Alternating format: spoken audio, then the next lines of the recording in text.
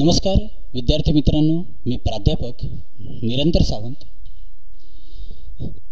रयत शिक्षण संस्थेचे Mahatma Phule SC college Panvel येथील राज्यशास्त्र विभागात मी कार्यरत आहे।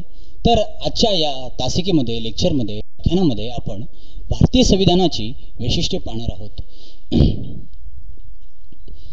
तर भारतीय संविधान आणि त्याचं वैशिष्ट्य जर म्हटलं तर भारतीय लोकशाहीला एकसंध करून ठेवणारा एक हा डॉक्युमेंट दस्तावेज।